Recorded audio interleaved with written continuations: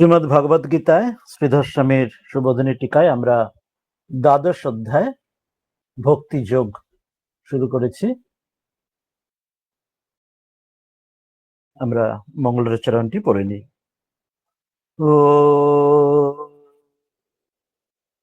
বসুদেব সুতম দেবম কংস চাণূরমর্দনম দেবকী পরমানন্দম কৃষ্ণং বন্দে জগদ্গুরুম।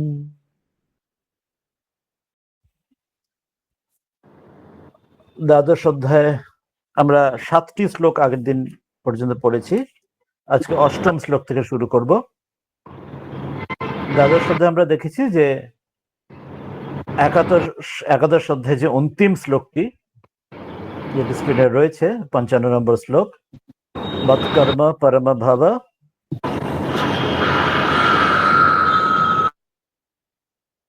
মদ্ভক্ত মৎকর্মকৃত মৎপরম মদ্ভক্ত সঙ্গ বর্জিতঃ নির্বৈর সর্বভূতেষু ইয়ঃ স মামেতি পাণ্ডব। এটি আমরা একাদশ অধ্যায়ের অন্তিম শ্লোকে পড়েছিলাম। বলেছিলেন যে যিনি সকল যে তার জন্যই ভগবানের জন্যই তিনি তার পরায়ণ এবং তার জন্যই কর্ম তারই ভক্ত, আসক্তি ত্যাগ করে সর্বভূতে নির্বৈর তিনি তাকে পেতে পারেন, প্রাপ্ত হন। সেই ভক্তিযোগের বিষয়টি যে অনন্য ভক্তির কথা সেটি এই দ্বাদশ অধ্যায়ে বিস্তার করছেন। তার মধ্যে আগের দিনের প্রথম শ্লোকগুলিতে অর্জুনের দুটি প্রশ্ন ছিল যে সগুণ এবং নির্গুণ ব্রহ্মের উপাসনায় তো যারা সাকার বা নিরাকারে তারা কাদের জন্য সেটি সহজ এবং কাদের জন্য সেটি কঠিন, কোনটি শ্রেষ্ঠ। তো বলেছিলেন যে শ্রীকৃষ্ণ উত্তরে যে আমাদের দেহবোধ থাকতে আমাদের সেই বোধে নির্গুণ সাধনা করা ভারী কঠিন, সেই জন্য সকলের জন্য শ্রীরামকৃষ্ণ যেমন বলছেন ভক্তিযোগী যুগ ধর্ম, তো সেই রকমই যে সগুণ ব্রহ্মের উপাসনা কোনো ব্যক্তি বিশেষের মধ্যে দিয়েও ইষ্টের মধ্যে দিয়ে সেটা সহায়ক। তাই ঠাকুর বলছিলেন যে মুখে আমি ব্রহ্ম বললে কি হবে, একটা হাতে কাঁটা ফুটলে সেখানে উক করে ওঠে। তা সেইভাবে শুধু চিন্তা করে সবসময় মানুষের পতন হতে পারে মিথ্যা নিজেকে করে। কিন্তু মানে শ্রদ্ধার থাকবে সেটি, যে নচিকেতা শ্রদ্ধা যে আমি সবচেয়ে হীন নই, আমি শ্রেষ্ঠ অথবা আমি মিডিয়াম, কিন্তু গর্ব অহংকার সেটি থাকবে না, তার নেগেটিভিটি তার ফলটি থাকবে না। তো আমরা এবারে সেই তিনি 8 নম্বর শ্লোক থেকে দ্বাদশ অধ্যায়ের আগের দিনে যে অংশটি তিনি বলেছেন যে সগুণ ব্রহ্মের উপাসনা সহায়ক, সেটি আসবেন তিনি পরপর কয়েকটি শ্লোকেতে। প্রথমে ধাপে ধাপে যে বলেছেন শ্রেষ্ঠত্ব অর্থাৎ সহায়ক এবং কাঠিন্য দুটো দিক দেখিয়ে যে আমরা এমন ভাবে আমরা সাধনা করতে পারি, সেটাও যদি না আমাদের জন্য কঠিন মনে হয় এইভাবে করতে পারি, সেটাও না হলে এইভাবে ধাপে ধাপে ধাপে ধাপে আমাদের পথ দেখাবেন। এবং এই অধ্যায়ের শেষের দিকে তিনি এমন ভক্তি যোগের যে ভক্তি যোগী যিনি এমন যে পৌঁছেছেন এমন তার যে আদর্শ ভক্তি যোগীর তার কিছু লক্ষণও দেখাবেন। প্রথমে এটি এই শ্লোকগুলি থেকে পরপর কয়েকটি শ্লোকে অত্যন্ত সাধনা সহায়ক রূপে তিনি দেখাবেন যে কিভাবে আমরা সাধনা করতে পারি, সেইভাবে যদি না পারি তাহলে কিভাবে করতে পারি এইভাবে। তো আমরা 8 নম্বর শ্লোক থেকে দ্বাদশ অধ্যায় শুরু করি। ধ্যান সে ভগবত প্রাপ্তি। শ্রী ভগবান উবাচ मय्येव मन आधत्स्व मयि बुद्धिं निवेशय निवसिष्यसि मय्येव अत ऊर्ध्वं न संशयः। বলছেন मयि एव मनः आधत्स्व मयि बुद्धिं निवेशय निवसिष्यसि मयि एव अतः ऊर्ध्वं न संशयः। অর্থতে আসছেন, বলছেন যে মই আমাতে পরমেশ্বর ঈশ্বরেতে ইষ্টেতে মন মনকে আধস্ব মনকে সেখানে সম্পূর্ণভাবে সংযত করে এবং মই আমাতেই ভগবানেতেই এব বুদ্ধি বুদ্ধিকেও নিবেশয় বুদ্ধিকেও সেখানে নিবিষ্ট করে ভগবত চিন্তায় অতঃ এরার এইভাবে ঊর্ধ্বম, এর পরে এর দ্বারা, এর ফলে মই আমাকে, আমার মধ্যেই, এব আমার মধ্যে ভেরিলি নিশ্চিত ভাবেই, নিবশিষ্যসি আমার মধ্যেই সে থাকবে বা বাস করবে বা সেখানেও আমাকেই প্রাপ্ত হবে। এই বিষয়ে সংশয় না, সংশয় না, কোনো সংশয় এর মধ্যে নেই।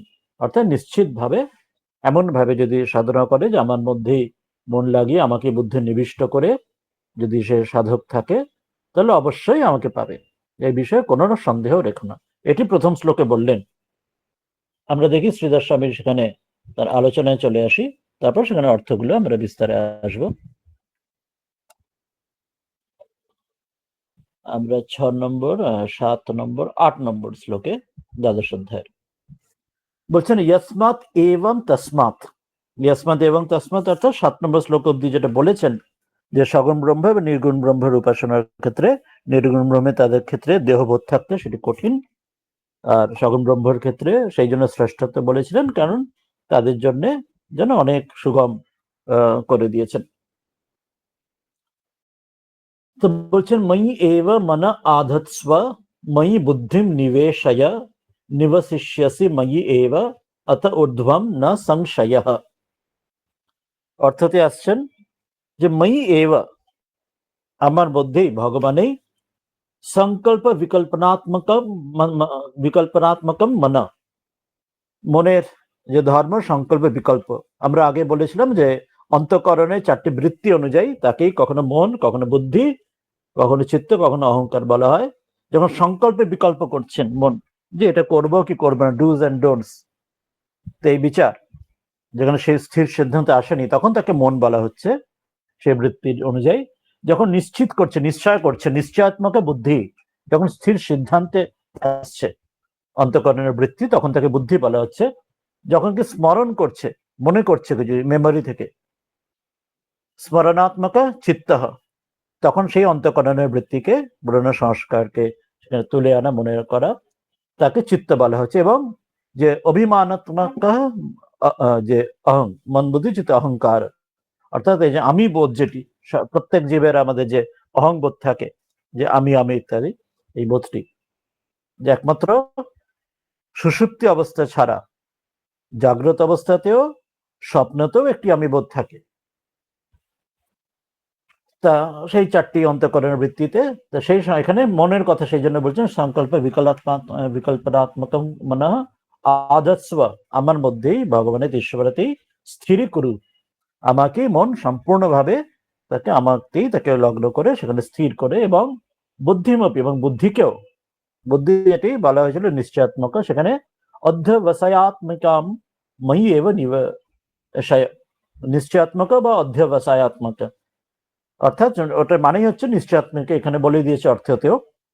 অর্থাৎ বুদ্ধি যখন এই ব্যবসায়াত্মিক বুদ্ধি যে অধ্যবসায়, তাকে নিশ্চিত ভাবে স্টেডি, স্বামীজি যেটা পারসিভিয়ারেন্স বলছেন, বুলডগ টেনাসিটি বলছেন, বুদ্ধির এরকম যে দৃঢ়তা, সেই ঠাকুরের জন্য সেই ওই যে কৃষক যে একদম সে দীর্ঘদিন ধরে সে যে চাষার, সে জলে যে জল আনবে তার ক্ষেতির জন্য, সে হাল ছেড়ে দেয় না, সে ধরে থাকে, সেই যে নিশ্চিত ভাবে ধরে থাকে, সেই যে বুদ্ধিও তাকেও মই এবং নিবেশায়, সেটিও বুদ্ধিকেও আমারতেই একদম, তার বুদ্ধি যে বৃত্তি সেটিও আমাকে তীব্রভাবে আমাকেই ধরে থাকবে। এবং কুর্বম মত প্রসাদে না, এইভাবে করলে আমার প্রসাদে, আমার কৃপাতে, আশীর্বাদে। যেমন সেই আর একটা উদাহরণ আছে যে সেই হাতি যখন ওই কলা গাছ, রাস্তায় চলতে কলা গাছ খেতে হাত বাড়ায়, মানে সুর বাড়ায়, তো মাহুত তাকে ডাঙর মানে, তা হাতির সুরেতে অলরেডি কিছু মাহুত সেই জন্য কিছু দিয়ে দেন, ওরকম কলা গাছ বা অন্য কোনো বড় কিছু, তো সেটি কোনো খাদ্য কিছু বস্তু, সে হাতি সেটি সুরেতে দৃঢ় করে সেটি ধরে রাখলে সে আর তখন সেটিতেই আবিষ্ট থাকে বলে সে আর অন্য কোথাও, অন্যদিকে আর তার সুর আর বাড়ায় না। সেই রকমই অধ্যবসায়টাকে আমাকেই ভগবানই নিবিষ্ট করে, এবং কুর্বম, এভাবে করলে আমার প্রসাদ, আমার আশীর্বাদেই, আমার কৃপাতেই লব্ধ জ্ঞান বলছেন, এতে তাহলে আমাকেই জ্ঞান প্রাপ্তি হবে, এবং তারপরে ঊর্ধ্বম সন্ন্যাত ঊর্ধ্বম দেহান্তে, এবং তারপরে শরীর যাওয়ার পরে, অর্থাৎ প্রথমে বিদেহ মুক্তির কথা এটা প্রথমে বলা হচ্ছে, যে প্রথমে আমাকে জ্ঞানপ্রাপ্ত হয়ে জীবন্মুক্ত অবস্থা হয়ে বিদেহ মুক্তির পরে শরীর যাওয়ার পরে মরণান্তন, যে শরীর যাবে যখন চলে যাবে তখনও মই এব নিবসিষ্যসি, তারপরে শরীর যাওয়ার পরেও সে আমার মধ্যেই সে বাস করবে, অর্থাৎ আমার সঙ্গে সে এক হয়ে যাবে, তখন তার থেকে আর আলাদা হবে না, তার জন্ম মৃত্যুর সকলের পারে সে চলে যাবে, তাকে আর এই পুনর্বার ফিরে আসতে হবে না। সেই জন্য বলছেন সে আমার মধ্যেই থাকবে। আমরা ইষ্টলোক বা ব্রহ্মলোক সেইভাবে আমরা নিতে পারি, যে সগুণ ব্রহ্মের উপাসনার ক্ষেত্রে, যে সেখানেও সে নিজ নিজ ইষ্টলোকে ব্রহ্মলোকে সেখানে নিবস্যাসি, সেখানে থাকবে, মদাত্মানা বাসম করিষ্যাসি, আমার সঙ্গে এক হয়ে গিয়ে সেখানে আমার সঙ্গে বাস করবে, তার নিজ ইষ্টের লোকেতেই। যেমন বলা হয় রামকৃষ্ণ লোকের কথা বলা হয়, বা শিবলোক বা গোলক বৈকুণ্ঠ ইত্যাদি বলা হয়। তো বলছে না অত্র সংশয় হয়, এই বিষয়ে কোনো সংশয়ের কোনো নেই, সংশয় করবে না, নিশ্চিত ভাবে করবে। তথাচ শ্রুতি, এবার সেখানে শাস্ত্র শ্রুতি প্রমাণ দিচ্ছেন। কি বলছেন না, জাবাল উপনিষদে বলা আছে, দেহান্তে দেবস্তারকম পরব্রহ্ম ব্যাচষ্টে, বলছেন শরীর যাবার সময়, সেখানে শরীর গেলে তখন ভগবান তিনি মহাদেব তিনি কি করেন, তারক ব্রহ্ম মন্ত্রে তিনি উপদেশ করেন। কাশীর ক্ষেত্রে যেমন বলা হয়, সেখানে স্বয়ং শিব, সেখানে তারক ব্রহ্ম অর্থাৎ রাম মন্ত্র তিনি এখানে জীবের কর্ণে দিয়ে তাকে কাশী প্রাপ্তি, তাকে শিবলোক, তাকে মুক্তি প্রদান করেন, যেমন কাশীর ক্ষেত্রে বলা আছে। তো এখানেও কাশী ক্ষেত্রে তিনি তো এরম অযাচিত ভাবে মুক্তি দিচ্ছেন যারা কাশীতে শরীর যাচ্ছে। আর অন্য ক্ষেত্রে যারা এইভাবে সাধনা করবে, যেটি বলা হলো, ভগবানের ইষ্টেতে বুদ্ধি একদম নিবিষ্ট করে এবং মনকে নিবিষ্ট করে, তাদেরকেও ভগবান তার নিজ ইষ্ট লোকে এইভাবে তার স্থান দিচ্ছেন, সেটি বলা হলো 8 নম্বর শ্লোকে। এবার বলেছেন পরপর তিনি কয়েকটা শ্লোকে বলবেন, যে ধাপে ধাপে, অর্থাৎ আমরা যদি এখন ভাবি যে সবসময় আমাদের সর্ব অবস্থায় মন একদম কোনো দিকে আমাদের বেচাল হবে না, মন একদম ভগবানের সম্পূর্ণ নিবিষ্ট থাকবে, বুদ্ধি নিবিষ্ট থাকবে, কখনো বেচালে পা পড়বে না, বা কখনো অন্যদিকে মন যাবে না, তাহলে আমাদের নিজের মনের সঙ্গে বুদ্ধির সঙ্গে বিচার করলে আমাদের মনে হয় যেন অসম্ভব, আমাদের দ্বারা হবেই না, এরম তো আমাদের বুদ্ধির অত জোরই নেই, আমরা ওরম শুদ্ধ স্থির বুদ্ধি নেই যে সবসময় আমরা ভগবানের মন একদম লাগিয়ে বসে থাকতে পারবো বা জীবন যাপন করতে পারবো, বুদ্ধিও তার থেকে এক চুলো লড়বে না। তা সেটি যেমন ঠাকুর বলছেন, যে সেই নিক্তির কাঁটা আগেকার দিনের যখন দাড়ি পাল্লায় ওজন করা হতো, তো সেটি সমান হওয়া, দুটো পাল্লা সমান হওয়া, সেটা কত কঠিন, একটু এদিক ওদিক হলেই এটা বাদিক ডান দিক কত হেলে যায়। তো কত কঠিন, আমরা এটা থিওরি পড়লাম কিন্তু জানি প্র্যাকটিক্যালি আমাদের জীবনে কত কঠিন। তো সেটাই ভগবান এরপরে পরের শ্লোকে সাধনা দেবেন, ঠিক আছে এতটা যদি না পারো তাহলে আরো একটু সহজ করে আরো কিছু বলছি, সেটাই বলবেন পরের শ্লোকে, 9 নম্বর শ্লোকে, অভ্যাসে ভগবত প্রাপ্তি। বলছেন অথ চিত্তম সমাধাতুম ন শক্নোষি ময়ি স্থিরম অভ্যাস যোগেন তত মামিচ্ছাপ্তুম ধনঞ্জয়। বলছেন অথ চিত্তম সমাধাতুম না শক্নোষি ময়ি স্থিরম অভ্যাস যোগেন ততঃ মাম ইচ্ছা আপ্তুম ধনঞ্জয়। কি বললেন, যে অথ যদি তুমি চিত্তম তোমার মনকে, চিত্ত অর্থ এখানে সেই অন্তঃকরণকে সব মিলিয়ে এখানে বোঝানো হচ্ছে, মই আমার মধ্যে, স্থিরম অচল করতে, সমাধাতুম সেইভাবে অচল করে স্থির করে স্থাপন করতে, না শক্নোষি যদি না করতে না পারো, যেটা আগের শ্লোকে বলা হয়েছিল যে সম্পূর্ণভাবে মন বুদ্ধি আমাকে নিবিষ্ট করে, তো যদি তুমি এরকম না পারো, তোমার যদি অত চিত্ত শুদ্ধি, অত মনের জোর, উইল পাওয়ার যদি না থাকে, তাহলে কি করবে, তখন তথা ধনঞ্জয়, হে ধনঞ্জয় অর্জুন, তাহলে এর আগেও তিনি বলেছেন, আমরা আগে পড়েছি যে অভ্যাস না তু কৌন্তেয় বৈরাগ্যে না চ গৃহতে, তো সেটি মনে করেছেন অভ্যাস যোগে না, অভ্যাস রূপ যোগের দ্বারা একবার না পারিলেও করো শতবার, অর্থাৎ বারবার চেষ্টা করতে করতে করতে করতে, ছোট বাচ্চা যেমন একবারে চলতে পারে না, সে প্রথমে হামাগুড়ি দেয়, হাঁটতে হাঁটতে পড়ে যায়, তারপরে একসময় চলতে পারে। যে কোনো যেমন গাড়ি চালানো শেখা বা লেখালেখি, যে কোনো কিছুতে আমাদের ধীরে ধীরে করতে করতে করতে বিফল হতে হতে সফল হওয়া হয় জগতে। তো এখানে বলছেন অভ্যাসের যোগে না, অভ্যাস রূপ যোগের দ্বারা भगवान के नाम और गुण का श्रवण कीर्तन मनन तथा श्वास के द्वारा जप और भगवत प्राप्ति विषयक शास्त्रों का पठन पाठन इत्यादि का चेष्टाएं भगवत प्राप्ति के लिए बारंबार करने का नाम ही अभ्यास है।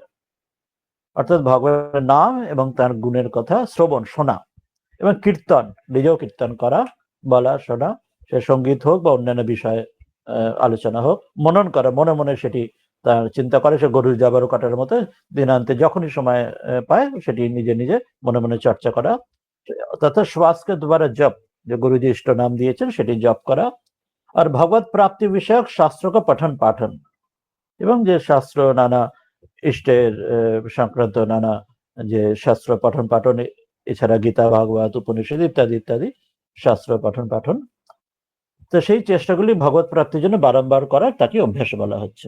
তো সেই অভ্যাস যোগের যারা বলছেন মাম আপতুম, এটা সাহায্যে আমাকে আপতুম, আমাকে পাওয়ার জন্য ইচ্ছা চেষ্টা করো, এতেও তা তুমি ধীরে ধীরে চেষ্টা করতে করতে তাতেও হবে। যে ছোট বাচ্চা যখন হাঁটতে পারে না তখন তাকে ধীরে ধীরে ধীরে চেষ্টা করতে করতে ভরসা দিয়ে দিয়ে হ্যাঁ ঠিক পারবে, চেষ্টা করো, করতে করতে পারবে।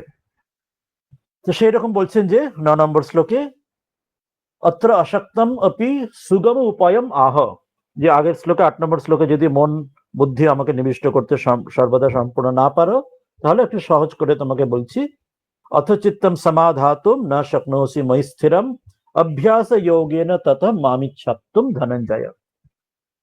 বলছেন স্থিরম যত ভবতি এবম, যে যেভাবে স্থির হয়ে যায় মনকে, ময়ি চিত্তম ধারয়িতুম, তো সেইভাবে আমাকে মধ্যে চিত্তের মধ্যে আমাকে একদম স্থির আমার মধ্যে মনকে চিত্তকে শান্ত করতে, যদি শক্ত না ভবসি, যদি তুমি করতে না পারো, যদি তোমার সামর্থ্য না থাকে, তোমার একবারে তোমার হচ্ছে না, যদি করতে পারছো না, তাহলে বলছেন তারহি, তাহলে কি করবে, যে মন তোমার বিক্ষিপ্ত অন্য জায়গায় আবার চলে যাচ্ছে, তখন বিক্ষিপ্তম চিত্তম পুনঃ পুনঃ, বারবার বারবার সে বারবার সে মনকে যখন সেখান থেকে অন্য জায়গায় মন চিন্তা করবে, আবার তাকে ফিরিয়ে এনে প্রত্যাহিত্রে ঋত্য, তাকে প্রত্যাহার করে আবার ফিরিয়ে এনে যোগের যে প্রত্যাহার তাকে বলা হচ্ছে, সেই তাকে আবার মনকে আবার ফিরে এসে তাকে ধারণা করার চেষ্টা করা। মম অনুস্মরণ, আমার কে বারবার বারবার আমাকে মনে করার চেষ্টা করবে অভ্যাস যোগের দ্বারা। অনুস্মরণ লক্ষণ যোগ অভ্যাস যোগ ইহ অভ্যাস যোগ, বলছেন এইভাবে বারবার অন্য জায়গা থেকে সরিয়ে আমার স্মরণ করে, এই অভ্যাস যোগ, একেই অভ্যাস যোগ বলা হয়, বারবার বারবার আমার স্মরণ করার চেষ্টা, মন অন্য জায়গায় চলে গেল আবার ফিরিয়ে আনার চেষ্টা করা, একেই অভ্যাস যোগ বলা হয়। তেন মাম প্রাপ্তুম, এর দ্বারাই আমাকে পাওয়ার ইচ্ছা, প্রয়ত্ন করি, এটা দ্বারা চেষ্টা করতে থাকো, করতে করতে করতে করতে নিশ্চয়ই হবে। যদি তোমার অত শুদ্ধ না হয়, রাতারাতি না হয়, আগের জন্মের সংস্কার অত্যন্ত সুকৃতির দ্বারা যদি না হয়, বিচলিত হয়, তাহলে চেষ্টা করতে থাকো, অবশ্যই একসময় পারবে। তো এটা বললেন, এক ধাপ সহজ করে বললেন, তোমার কোনো ভয়ের বা হতাশ হওয়ার ফ্রাস্ট্রেশনের কোনো কারণে নিশ্চয়ই হবে, এটি ভরসা দিলেন। এরপর তারপরে আরো এক ধাপ পরে আবার বলবেন ভগবত অর্থ কর্ম করণে সে ভগবত প্রাপ্তি। এবার সেটাও যদি আমরা বারবার চেষ্টা করছি, আমরা হাল ছেড়ে দিয়ে আর হচ্ছে দুধ চাই আমার দ্বারা হবে না, আমার পারবো না, যে সেখানেও যদি আরো ফ্রাস্ট্রেশন আসে, তো সেখানে বলছেন অভ্যাসেপ্য সমর্থোসি মৎকর্ম পরমো ভব মদর্থমপি কর্মাণি কুর্বন সিদ্ধিমवाप्स्यसि। অভ্যাসে अपि असमर्थः असि मत्कर्म परमः भव मदर्थम अपि कर्माणि कुर्वन् সিদ্ধিম অবাপ্স্যসি। এই শ্লোকগুলি অত্যন্ত গুরুত্বপূর্ণ আমাদের সাধনার জন্য। ধাপে ধাপে দেখাচ্ছেন যে যদি অভ্যাসে, এই অভ্যাস করা যেটা আগের শ্লোকে বলা হলো, প্রথম শ্লোকে বলা হলো মন একবারে আমাকে ধারণা করো আমাকে, দ্বিতীয় শ্লোকে বললেন যে না পারলে বারবার চেষ্টা করো, অভ্যাস করতে থাকো। এবারে বলছেন অভ্যাসে, এই অভ্যাস করার মধ্যে অপি অসমর্থ, সেটাও যদি না হয়, বারবার চেষ্টা করে কিছুতেই হচ্ছে না, তোমার মন অনেক কলুষিত, অনেক তামাশিকতা আছে, তো সেটাও তোমার হচ্ছে না কিছুতেই, বসি যদি এমন যদি না হয়, তাহলে যে কিছুতেই মন বসছে না, ধ্যানে জাপে সম্পূর্ণভাবে মন নির্দিষ্ট করতে পারছি না, অল্পক্ষণের ছাড়া বেশিক্ষণ পারছি না, মন অন্য জায়গায় ঘুরেই বেড়াচ্ছে, তখন সে ঘুরে বেড়ানো মনকেই মত কর্ম পরমহ বলছেন। তাহলে মন যখন তোমরা ধ্যানে সম্পূর্ণ লম্বা সময় বসাতে পারছো না, তাহলে সেই মনটাকে নিয়ে তাহলে কার্যই করো। তুমি যদি বসতে পারছো না, তাহলে তুমি দৌড়ে বেড়াতে চাও, মন সব জায়গায় দৌড়াচ্ছে।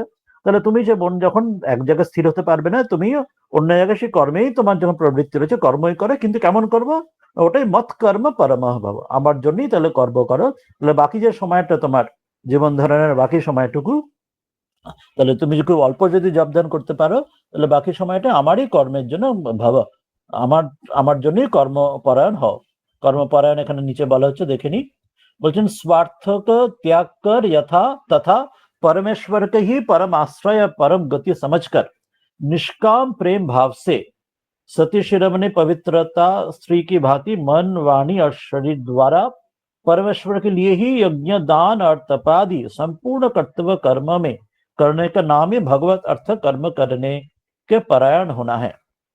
কর্মযোগের কথা বলা আছে, স্বামীজি বলছেন বেদ গীতার উদাহরণ মহাভারতের বনপর্বে রয়েছে। সেখানে সেই পতিব্রতা স্ত্রীর কথা বলা হচ্ছে, যে একজন সেই ব্রাহ্মণ, তিনি জঙ্গলে সাধনা করছিলেন, তিনি পরে ভিক্ষা নিতে এলেন পতিব্রতা স্ত্রীর কাছে। তিনি তার শাশুড় শ্বশুর শাশুড়ির সেবা করছেন। তা তিনি নিজের ওই কর্ম যা কিছু করছেন, স্বামী শ্বশুর শাশুড়ি ইত্যাদি, মানে তার গৃহস্থ যা কিছু কর্ম, সেটাই তিনি নিজের স্বার্থ ত্যাগ করে, এখানে যেটি বলা রয়েছে, পরমেশ্বরে একমাত্র আশ্রয় করে পরম গতি ভেবে নিষ্কাম প্রেম ভাবে তাকে এটি উদাহরণ দিলেন। সতী শিরোমণি পতিব্রতা স্ত্রী একটা উদাহরণ দিলেন, যে ওই যেটা আমরা বেদ গীতার কথা এক্ষুনি বললাম, সেইভাবে মন বাণী এবং শরীরকে ভগবানের জন্যই তার যা কিছু যজ্ঞ দান তপা আদি, অর্থাৎ সাধারণ অনুযায়ী যে যা জগতে যে যা বর্ণ আশ্রম ধর্ম অনুযায়ী যে যেখানে পরিস্থিতিতে রয়েছে তার জীবন, যেমন বেদ গীতা তিনি বেদের কাজ করছেন, তিনি কসাইয়ের কাজ করছেন, সেখানেও তিনি ওই কর্মটি করে সেখানে তাকে ভগবানের সম্পূর্ণ তাকে নিবেদন করে সেখানে সম্পূর্ণ কর্তব্য কর্ম করে ভগবত অর্থ কর্ম কর্ণকে পরায়ণ হোনা হয়। তো সেইভাবে এখানে বলছেন, যদি অভ্যাস করতে তুমি না পারো, তাহলে মত কর্ম পরমহ ভব, যে আমার জন্য কর্ম করো। মদর্থম কর্মাণি, এইভাবে আমার জন্য কর্ম করবান, এইভাবে আমার জন্য কর্ম করে অপি সিদ্ধিম, তাতেও তুমি সিদ্ধি অবাপসি, তাতেও তুমি সিদ্ধি প্রাপ্ত হবে। তাহলে প্রথম শ্লোকে বললেন যে তুমি সর্বদা আমার মধ্যে মন বুদ্ধি নিবিষ্ট করো। আর দ্বিতীয় পরের শ্লোকে বললেন যে যদি না পারো তাহলে বারবার প্রচেষ্টা করো। এই শ্লোকে বললেন প্রচেষ্টাতেও যদি তুমি পারছো না, তাহলে হাল ছেড়ে দেওয়ার, ভরসা হারানোর কোনো কারণ নেই। তুমি সেই সময়টা আমার কর্মতে ব্যতীত করো। তো বলছেন যদি পুনর্নৈবম তত্র আহ, বলছেন যে যদি সেটা তুমি না পারো, যে পুনঃ এরকম যদি করতে না পারো, আগের শ্লোকে যেটি বলছেন, তাহলে এমন করো, কিরকম? न अभ्यासेप्य समर्थोसी मत्कर्म परम भव मदर्थमपि कर्माणि कुर्वम सिद्धिम वाप्स्यसि। বলছেন অভ্যাসে অপি यत् अशक्त असि, এরকম বারবার অভ্যাস করতেও যদি তুমি অশক্ত হও, তোমার যদি সামর্থ্য না থাকে, যদি করতে না পারো, তাতেও তোমার বারবার চেষ্টা করেও তোমার কিছুতেই তোমার দ্বারা হচ্ছে না, মন বসছেই না, তোমার দ্বারা হচ্ছে না, এত মন এত কলুষিত হচ্ছেই না মন, তাহলে অসি তারই, তাহলে মত প্রীত্যর্থানি, যে তাহলে আমার প্রীতির জন্য যদি সর্বক্ষত বিবিধ ধ্যানের মধ্যে নিবিষ্ট হয়ে আমাকে চিন্তন করতে না পারো, বেশ দ্বারাও না পারো, তাহলে আমার প্রীতির জন্যে, আমার জন্যই ইয়ানি কর্মাণি, আমার জন্য প্রীতির জন্যই, আমার প্রসন্নতার জন্যই কর্ম করে। কেমন কর্ম? দু একটা উদাহরণ দিচ্ছেন। ইয়ানি কর্মাণি একাদশ উপবাস, যেমন একাদশীর যেমন উপবাস, কয়েকটা উদাহরণ দিচ্ছেন এখানে। ব্রতচার্যানা, যে কিছু ব্রত, বিভিন্ন রকম ব্রত যাদের যেমন হতে পারে, সে নিত্য নৈমিত্তিক নানা কর্ম, নানা রকম আমাদের ব্রত পার্বণ পুজো ইত্যাদি নানা কিছু হয়, তা সেটা যেমন যেমন যার ক্ষেত্রে যে সম্প্রদায় যেরকম, তা সেই রকম করে ব্রতচর্যা তুমি করতে পারো। আর কি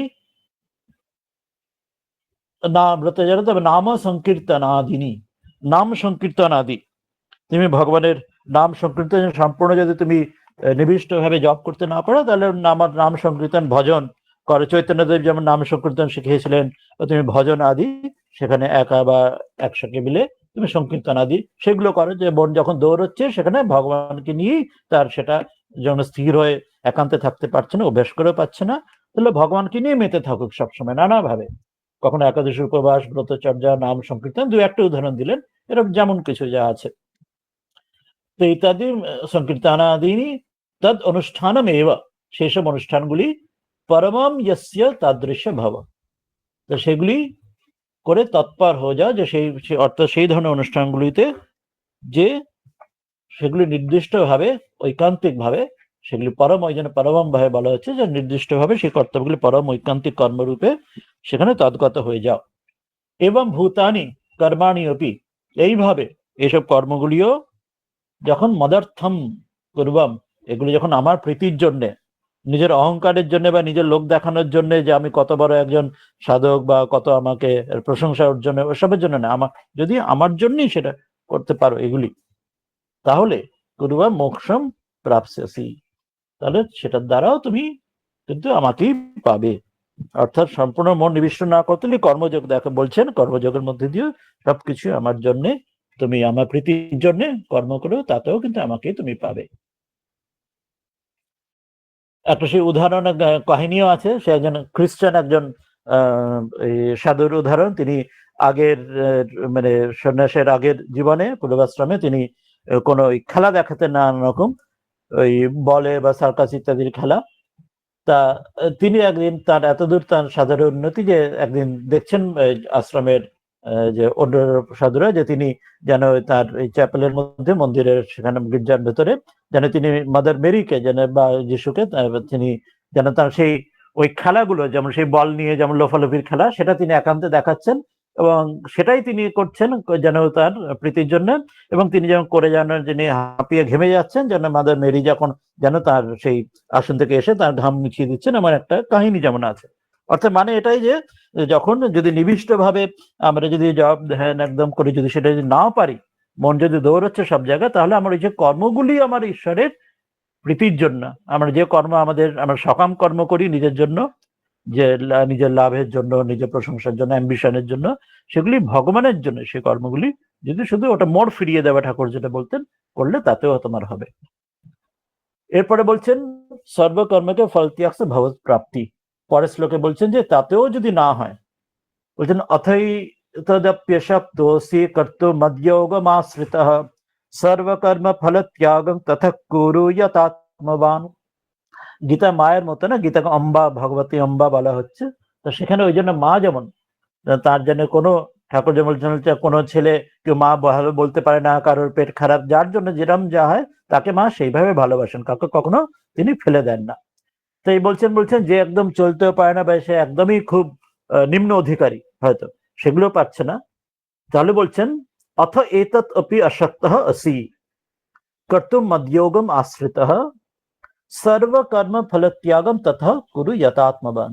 তাকেও ভরসা দিচ্ছেন, বলছেন যদি এসবও যদি না পারলো, যে সারাক্ষণ ওই তার ভগবানের প্রীতির জন্যে যে সারাক্ষণ তার যা কিছু কর্ম করবে সেটি ভগবানের প্রীতির জন্য সেই কর্ম নিয়ে মেতে থাকবে, সেটাও যদি সে না পারছে, তাহলে বলছেন অথ যদি মদ যোগম, আমার প্রাপ্তিরূপ যে যোগের আশ্রিত হয়ে এতৎ কর্তুম, এই যে আগের যে সাধনগুলো বলা হলো, প্রথম সাধনে মন নিবিষ্ট করা, বুদ্ধি নিবিষ্ট করা, দ্বিতীয় সাধনে না পারলে বারবার অভ্যেস করা, তৃতীয় সাধনে সেটাও না পারলে আমার জন্য কর্মই করো, মন যদি ছটফটিয়ে বেড়ায় জগতে, জগতের মধ্যে কর্ম করো, আমার প্রীতির জন্য করো, সেটাও যদি না পারছে, তাহলে বলছেন তাহলে উপযুক্ত সাধন এতৎ কর্তুম অপি অশক্তঃ, এগুলো যদি তুমি করতে না পারো, আগের কোনোটাই করতে যদি না পারো, তাহলে কি করবে, বলছেন অসিহি, যদি এমন যদি না হয় তাহলে তথা, তাহলে তুমি কি করো না,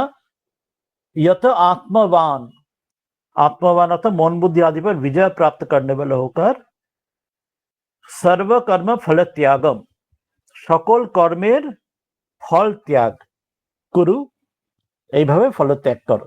কি সেটা আমরা এটা পর তলে আর নিচে আসছি, যে সর্বকর্ম ফল ত্যাগম বলবেন এখনই। দ্বিতীয় অধ্যায়ে 9-7 শ্লোক में इसका विस्तार देखना चाहिए, আমরা এটা শ্রীধর স্বামীর টিকাতেই দেখবো, তখনই আমরা সেটা শুনে নেব সর্বকর্ম ফল ত্যাগ যথাত্মবান কি বলতে চাইছেন। তিনি তাহলে বলছেন যে 11 নম্বর শ্লোকে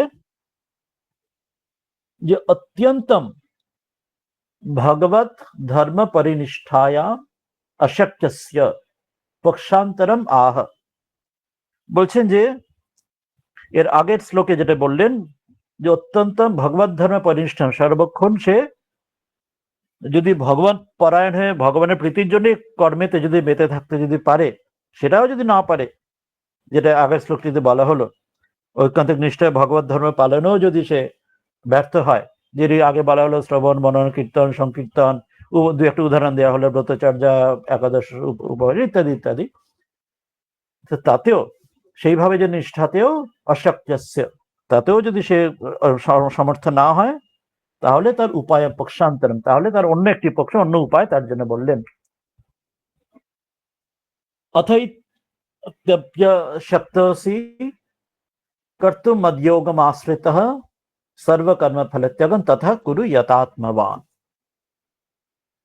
বলছেন যৎ এতৎ অপি কর্তুম অশক্ত আসি, বলছেন আগেরটাতেও যেটা বলা হলো যে সর্বক্ষণ যা কর্ম করবে আমার জন্য, আমার প্রীতির জন্য কর্ম করবে, কর্মই করো, ঠিক আছে, মন যদি জপ ধ্যানের সম্মুখে বসে অত যদি না পারছো এক আসনে বসে, তাহলে যদি ঘুরে বেড়াচ্ছে মন, তাহলে তুমি কর্মের মধ্যেই থাকো, কিন্তু আমার জন্য কর্ম করো প্রীতির জন্য, সেটাও যদি করতে না পারো, যাতে এতদপি কর্তুম অশক্ত আসি, সেটাও যদি করতে না পারো, তাহলে তাহলে মদ যোগম, মদ যোগমটা এখানে উদাহরণ এখানে বলে যাবেন যে মদ এক শরণত্বম আশ্রিত, যে আমারই একমাত্র শরণ নাও, আমারই শরণাগত হয়, যেটা গীতার শেষে তো আসবেন, একদম অষ্টাদশ অধ্যায়ের শেষে তো আসবেন, সর্বধর্ম পরিত্যাজ্য।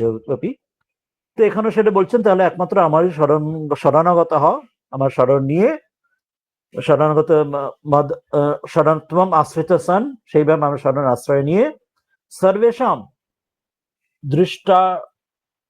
দৃষ্ট অর্থানাম আবশ্যকানাম, বলছেন যা কিছু সমগ্র এই জগতে যা কিছু তোমার দৃষ্ট, যা কিছু তোমার এই জগতের তোমার এই কর্মের যা কিছু আছে, উদাহরণ সহ অগ্নিহোত্র আদি কর্মানাম, যেমন তোমার জাগতিক যা কর্ম তোমার আছে, যে সেই সময়ের ক্ষেত্রে যেমন অগ্নিহোত্র ইত্যাদি কর্ম গৃহস্থরা করতেন, অর্থাৎ যে সময় যাদের ক্ষেত্রে জগতের যার ক্ষেত্রে যা কিছু তার কর্ম রয়েছে, নিজ নিজ তার সাংসারিক যা কর্ম, তো সেগুলি ফলানি নিয়ত চিত্ত ভূতবা পরিত্যাজ্য, সে কর্মগুলি করো, তোমার জাগতিক যা কিছু কর্ম যদি তুমি শুধু আমার প্রীতির জন্য কর্ম করতে যদি না পারো আগের শ্লোকে, তাহলে তুমি জগতে তোমার ন্যাচারাল তোমার যা কিছু কর্ম আছে, তোমার তোমার তোমার স্থানকাল পাত্র ভাষা, তোমার বর্ণ আশ্রম ধর্ম, তোমার স্বধর্ম অনুযায়ী তুমি যা কিছু কর্ম তোমার করো, দৈনন্দিন দিনচর্যা তোমার তোমার জীবিকার জন্য যা কর্ম করো, সেগুলি সবগুলি করতে থাকো, সেগুলো তোমার ন্যাচারাল সোকল্ড সেকুলার তোমার কর্ম, সেও তুমি করতে থাকো, কিন্তু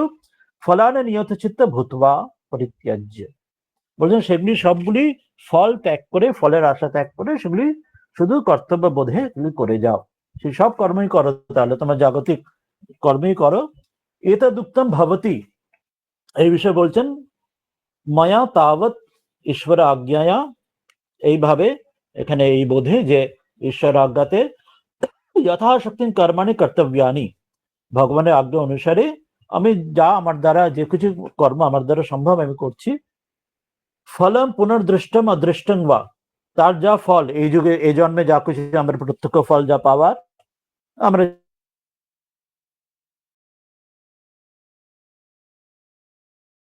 যে আমরা কিছু ভাবি, লোভী, আমরা লোভ ভাবি, বা নানা সম্প্রদায়ের ভাবা হয়ে যায়, সেই নিয়ে নানা স্বর্গ ইত্যাদিতে যাবার, অন্যান্য নানা সম্প্রদায়ের চিন্তা এরকম ভাবনা থাকে, স্বর্গ ইত্যাদিতে সুখ লাভ করা, তো সেরকম অদৃষ্ট যা কিছু, সবকিছুই পরমেশ্বর অধীনম ইতি এবাম, সবকিছু তার অধীন, এগুলি ভেবে সেগুলি মই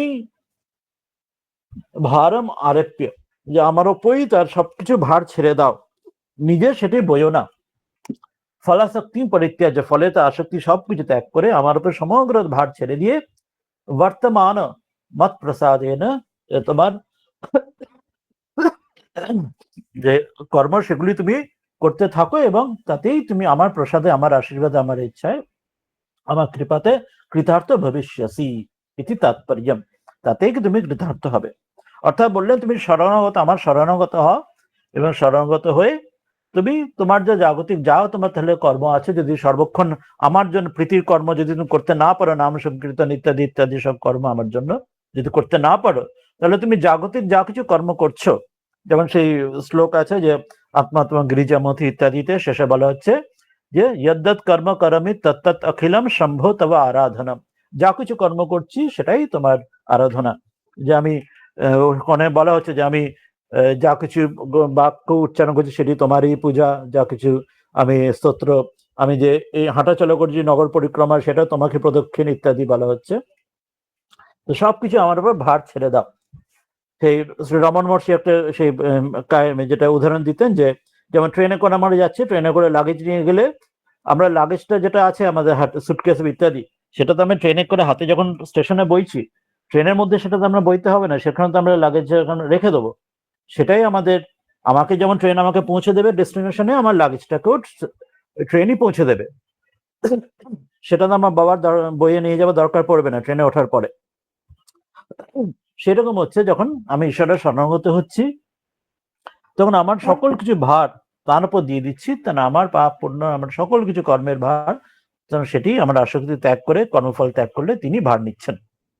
সে বিখ্যাত গিরিশ ঘোষের সেই যে কাহিনী ঘটনাটি আছে, গিরিশ ঘোষের প্রথমে বললেন যে তুমি এই, ঠাকুর বলছেন যে তুমি এই করো, ওই যদি এরকম পারবে কিনা, তখন গিরিশ ঘোষ বলছে আমি এত কর্মে আবার নাটকটাকে ব্যস্ত পারবো না।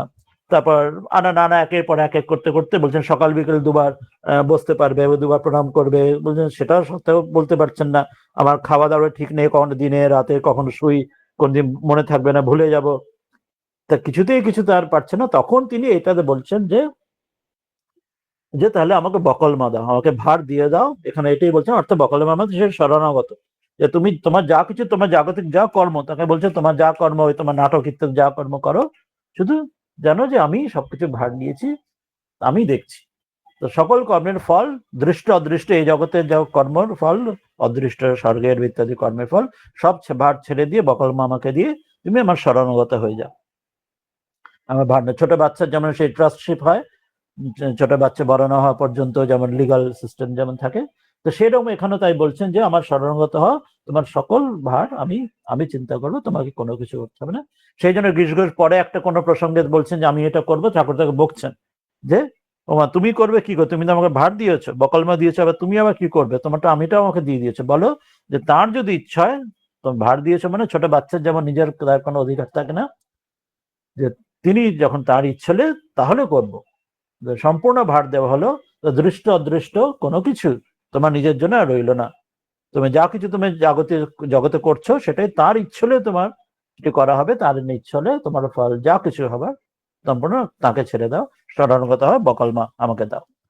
সেটি এখানে শেষটায় বলছেন যদি মন আবিষ্ট আমাকে মন আবিষ্ট করতে না পারো, পরেরটাতে বলেন অভ্যাস করতে যদি না পারো, তারপরে বলছেন যে আমার জন্য কর্মপ্রীতির জন্য কর্ম তাও করতে না পারো, তাহলে আমার উপর সব ভার ছেড়ে দাও, কিছু নিজের জন্য রেখো না, আমি তোমার ভার নেবো, যে সবকিছু কোনো কর্মেরই ভার নিজের উপর নেবে না, সম্পূর্ণ দৃষ্ট অদৃষ্ট যেন সর্বকর্ম ফলত্যাগম, সবকিছু আমার উপর ছেড়ে দাও।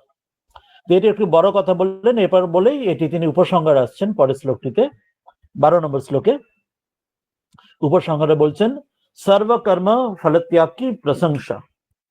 এই যেটি বললেন সর্বকর্ম ফলত্যাগ, সেটি বলছেন শ্রেয় হি জ্ঞানম অভ্যাসাজ জ্ঞানাৎ ধ্যানং বিশিষ্যতে ধ্যানাৎ কর্ম ফলত্যাগ ত্যাগাৎ শান্তিরনন্তরম। বলছেন শ্রেয় হি জ্ঞানম অভ্যাসাৎ জ্ঞানাৎ ধ্যানং বিশিষ্যতে ধ্যানাৎ কর্ম ফলত্যাগ ত্যাগাৎ শান্তি অনন্তরম। বলছেন অভ্যাসাৎ, অভ্যাস যেটা আগের বলা হয়েছিল অভ্যাস যোগের কথা, যে বরাবর না জেনে যে কি হয়েছে অভ্যাসের যে কথা থেকে জ্ঞান শ্রেষ্ঠ, অর্থাৎ সেখানে সেটা বুঝে, সেটা ওই না বুঝে শুনে রটার চাইতে সেটা বুদ্ধি বিবেচনা পূর্বক জ্ঞান সেটি শ্রেষ্ঠ। এবার জ্ঞানের চাইতে ধ্যান, পরমেশ্বরের সে স্বরূপে যে ধ্যান তাতে শ্রেষ্ঠ বিশেষতে। এবার তার সাথে ধ্যানের চাইতেও কর্মফল ত্যাগ, এই যে সর্বকর্মফল ত্যাগ বলুন, সকল কর্মের ফল ত্যাগ সেটি শ্রেষ্ঠ। হি কেন না ত্যাগাৎ, সেই ত্যাগ থেকে অনন্তরম তৎকালই শান্তি, পরম শান্তি সেখানে আসে, সবকিছু যদি ত্যাগেই তাদের শান্তি আসে। এই দুটি শ্লোকের নিচে বলে দিচ্ছেন যে 2 নম্বর পয়েন্টে কোনটা বলছেন, এই যে জ্ঞান শ্রেষ্ঠ, এটাকে এই পয়েন্টে বলছেন सुनने से और शास्त्र पठन से परमेश्वर के स्वरूप का जो अनुमान होता है उसी को यहाँ ज्ञान नाम से जानना चाहिए।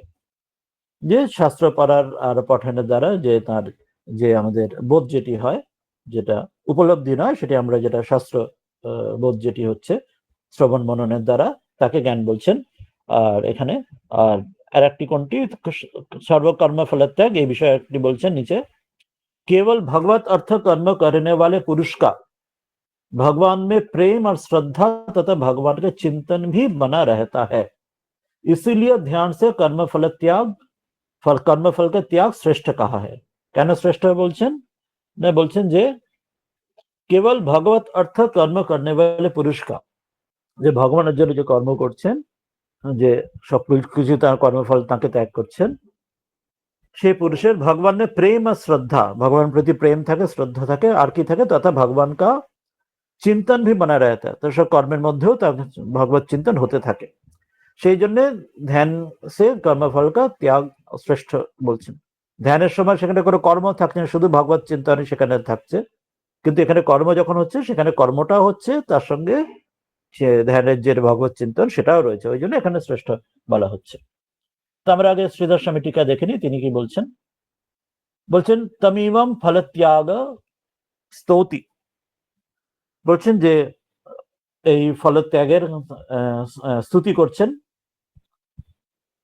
শ্রেয় হয়ে জ্ঞানমভ্যাসাৎ জ্ঞানাধ্যানং বিশিষ্যতে ধ্যানাৎ কর্ম ফলত্যাগ ত্যাগ শান্তিরনন্তরম।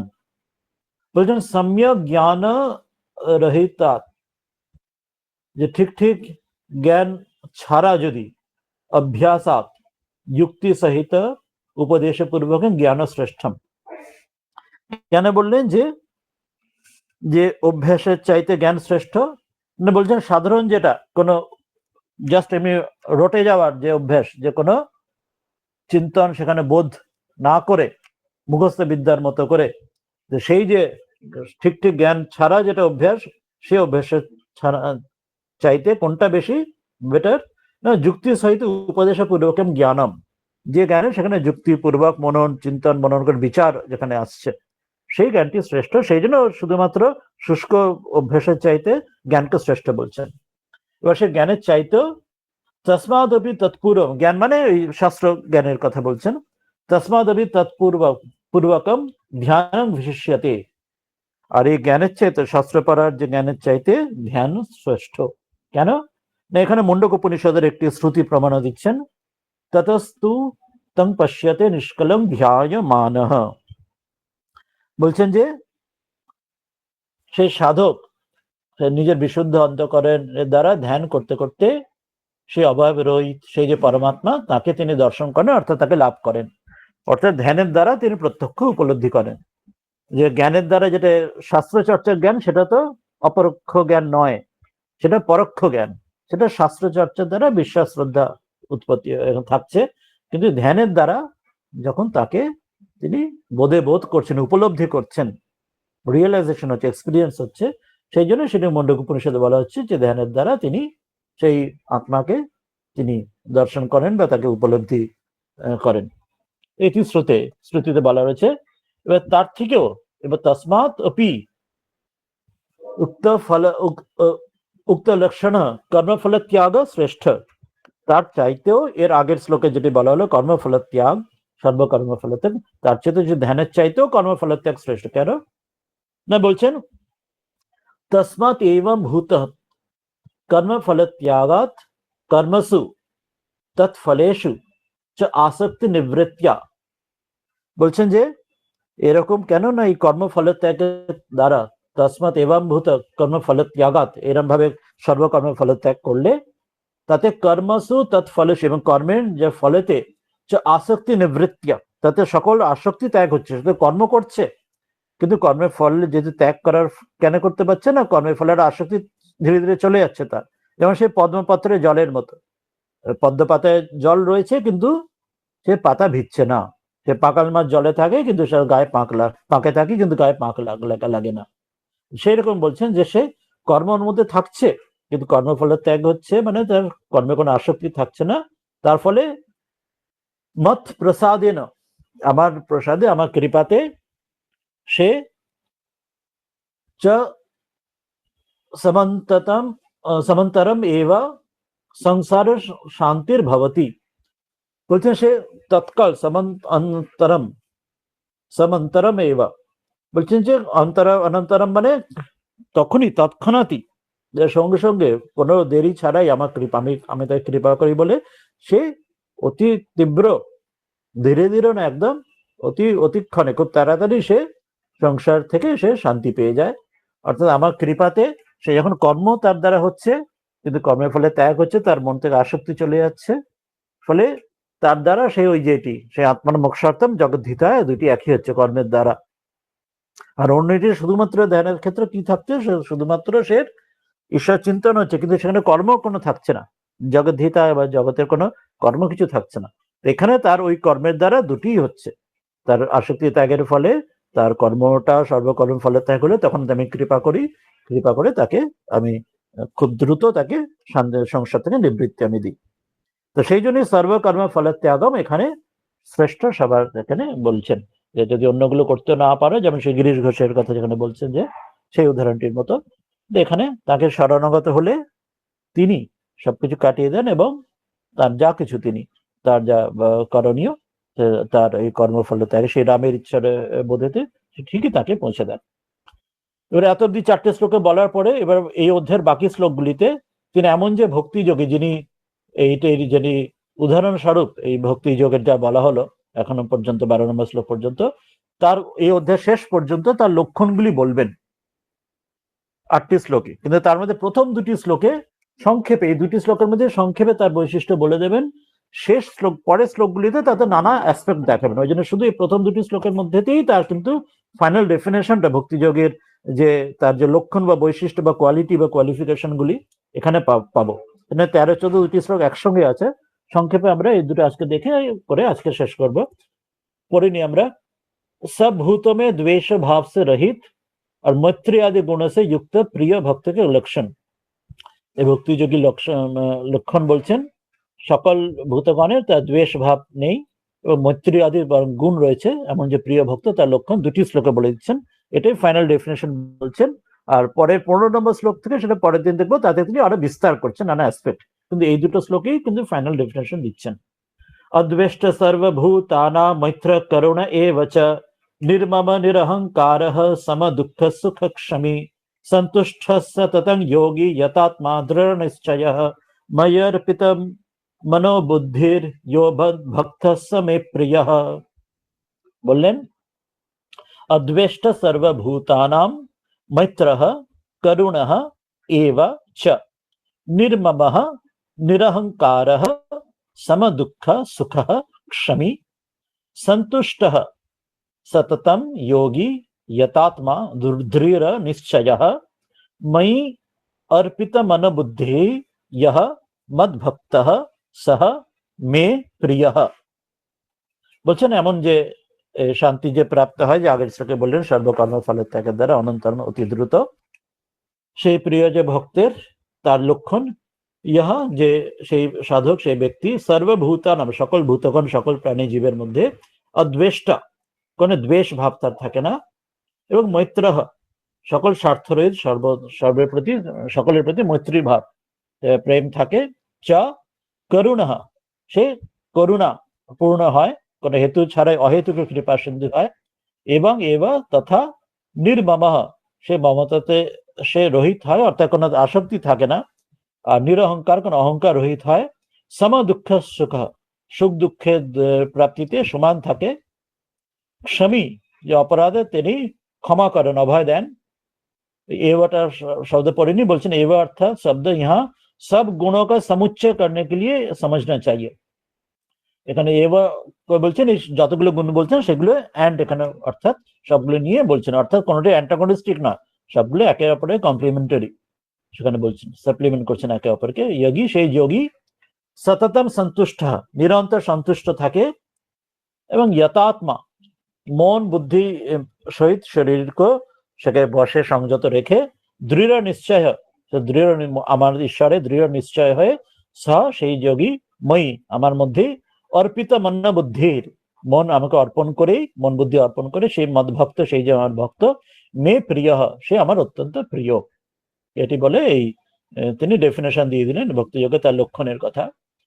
এটা একসঙ্গেই শ্রীধর স্বামী এটা বলে দেবেন যে এবা ভূতস্য ভক্তস্য ক্ষিপ্রম এবা, এমন যে ভক্ত সে অত্যন্ত দ্রুত পরমেশ্বর প্রসাদ হেতু, পরমেশ্বর প্রসাদে তার কৃপাতেই, যেমন ঠাকুর বলছেন যে গিরিশ ঘোষ তোমার দিনে দিন উন্নতি হবে, লোকে দেখে অবাক হয়ে যাবে যে গিরিশ ঘোষ আগে কত তার কালিমা ছিল জীবনে, কিন্তু তার একজন কত মহাপুরুষ হয়ে উঠছেন কত দ্রুত। তো বলছেন পরমেশ্বর প্রসাদ হেতুন ধর্মানাহ, যে তার কৃপাতেই, ঈশ্বর কৃপাতেই, ধর্মানাহ অদ্বেষ্ট ইতি অষ্টবিহি, এই পরপর 8টি শ্লোকে, কিন্তু তার মধ্যে প্রথম 2টি শ্লোকে সেটা ফাইনাল তিনি দেখাচ্ছেন তার সিদ্ধান্তটি, যা কি কি সেই ধর্মগুলি তার লক্ষণগুলি আসে। প্রথমে বললেন অদ্বেষ্ট সর্বভূতানা মৈত্র করুণে এবচ নির্মম নিরহংকার সমদুঃখ সুখস্বামী। বললেন সর্বভূতানাম, সকল জীবগণে, যথাযথম অদ্বেষ্টা, তার যথাযথ যথার্থভাবে দ্বেষ ভাবছে সে রহিত। যেটা আগে আমার মনে আছে, আমরা একাদশ অধ্যায়ের শেষে পড়েছিলাম যে এই যে সেখানে নির্বৈর সর্বভূতেষু বলা হয়েছিল, সকল ভূতগণেতে কোনো বৈরীভাবহীন, সেটি এখানে বলছেন অদ্বেষ্ট সর্বভূতানাম, সকলের প্রতি কোনো দ্বেষ ভাব নেই। মৈত্র করুণাশ্চ, মৈত্রী ভাব, করুণা।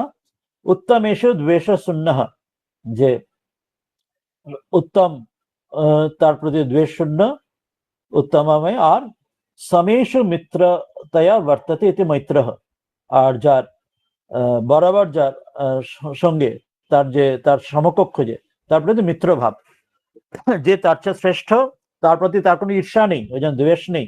আমাদের সাধারণত কেউ এগিয়ে গেলে, র্যাট রেস ইঁদুর ধরে এড়িয়ে গেলে তার প্রতি হিংসা, এনভি, এগুলি হয়, তো কোনো সেটি নেই, সেই জন্য বলছেন দ্বেষ শূন্য। আর যদি সমান সমান যাদের থাকে তার প্রতি কোনো আমাদের শত্রুতা নেই, এখানে থাকবে না, বলছেন মিত্রতা তার সঙ্গে থাকবে।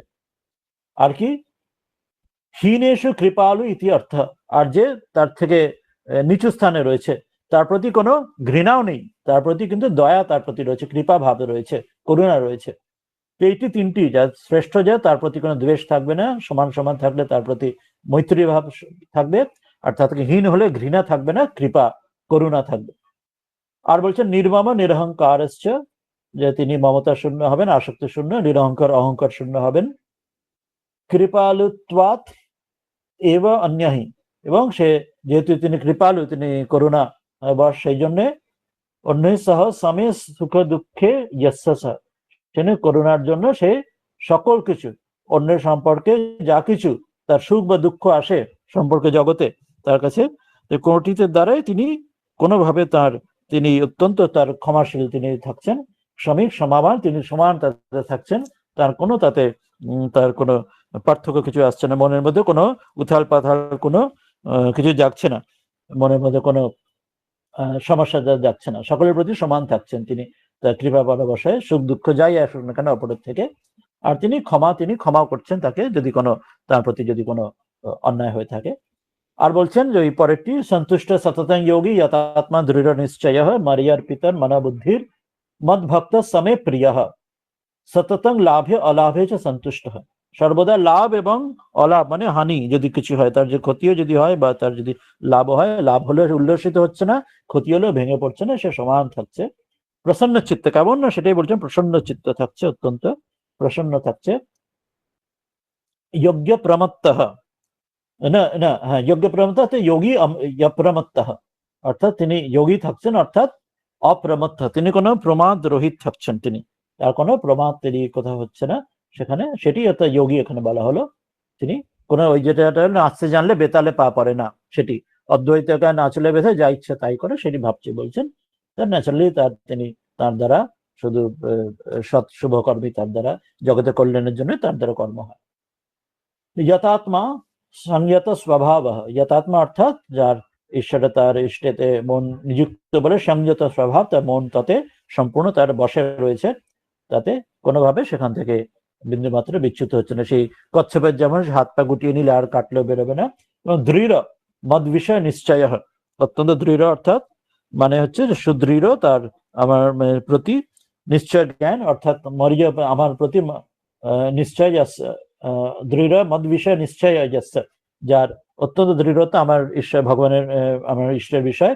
মাইয়ার পিতা মনোবুদ্ধি ইয়ে না, যে আমার মধ্যে তার সম্পূর্ণ তার মন বুদ্ধি চিত্ত আমাতে একমাত্র নির্দিষ্ট, এবং হতে ইহ, যে এইভাবে তার জীবন যাপন করে, মদ ভক্ত সময় প্রিয়, সেই যে ভক্ত আমার, সে আমার অত্যন্ত প্রিয়।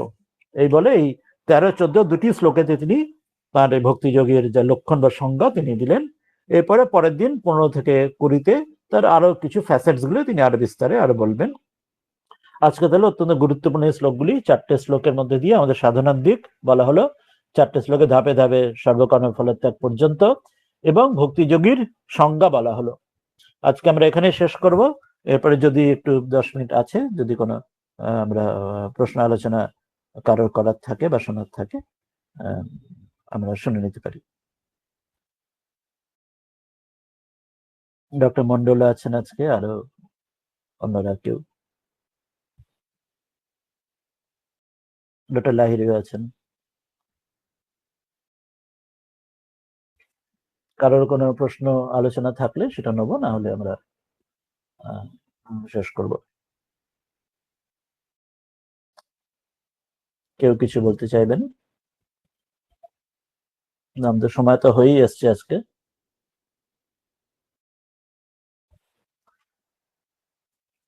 সময় তো প্রায় হয়ে গেছে, তাহলে আর কোনো আলোচনার প্রশ্ন কারোর তাহলে কিছু নেই আমাদের আজকে। তাহলে আমরা গীতা ধ্যানের যেটি প্রার্থনা মন্ত্রটি সেটি পড়ে শেষ করি। আজকের শ্লোকগুলি খুবই গুরুত্বপূর্ণ শ্লোক ছিল, যেটা বললাম, যেটা সাধনার জন্য এই পরপর ধাপে ধাপে যেটা দেখালেন। এবং ওই যে 13-14 যে দুটি শ্লোক, ওই দুটি শ্লোকে একদম আমাদের মানে মিলিয়ে নেবার মতো আমাদের জীবন, দৈনন্দিন জীবনযাত্রাতে, যে আমরা যা কিছু করছি না করছি, এই যে 13-14 যেগুলি বলা হলো সেটির সঙ্গে আমাদের জীবনযাপন মিলছে অথবা মিলছে না, আমাদের কতটা আমরা, কত পার্সেন্ট আমরা তার সঙ্গে মেলাতে পারছি, সামান্য কতটুকু পাই। এই যে দুটি শ্লোক, অদ্বেষ্ট সর্বভূতানা মৈত্র করুণ এবচ নির্মম নিরহংকার সমদুঃখ সুখস্বামী স্বামী সন্তুষ্ট সততং যোগী যথাত্মা দৃঢ় নিশ্চয় ময়্যার্পিত মনোবুদ্ধির ইয়ো মদ্ভক্ত সময় প্রিয়। এই দুটি আমাদের বারবার আমাদের মনে রাখা, এটি আমাদের জীবনযাপনের সঙ্গে মেলানো, কতটা আমরা অ্যালাইন্ড হতে পারছি বা পারছি না, এই দুটি শ্লোক মনে রাখা। আর একটা মনে রাখার, এই যে শেষ শ্লোকটি, যেটা সর্বকর্ম ফলত্যাগম, যে আমাকে শরণাগত হয়ে তোমার সকল কর্ম আমাকে তুমি অপরায়ণ হও, তাহলে তুমি আমাকে পাবে।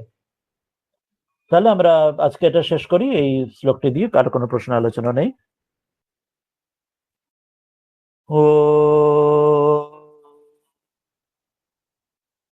মূকং করোতি বাচালম পঙ্গুম লঙ্ঘয়তে গিরিম यत्कृपातमहं वन्दे परमानन्दमाधवम्।